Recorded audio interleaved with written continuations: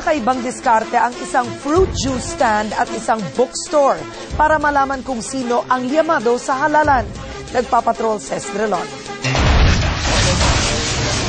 Kung nauuso ang mga survey at mock polls, may ibang paraan ang fruit stand na ito na may higit 200 branches sa buong bansa para mapulsuhan ang mga botante. May tinatawag silang presidential cups para madagdagan ang kaalaman ng tao sa darating na halalan.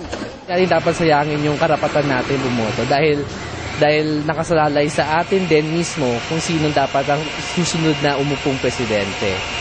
Kung sino ang tipo mong kandidato, doon ilalagay ang iyong napiling inumin. Sa init ng panahon at ng kampanya, mainam ito hindi lang pampalamig, kundi para maihayag ang suporta para sa napiling kandidato. Natutuwa ang mga customers sa pakulo na ito. Noy. Siya talagang kandidato.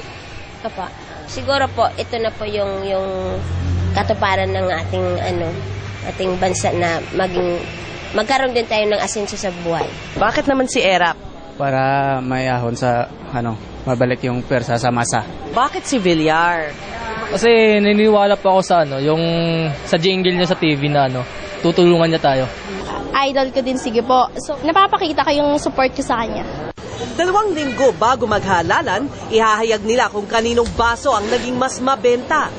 Iba naman ang paraan sa isang bookstore sa Nueva Ecija na may 32 branches. Isang butin ng munggo ang paraan para ihayag ang suporta sa kandidato. Idea na paglalagay sa bote. Nagre-represent yung munggo as boto nila.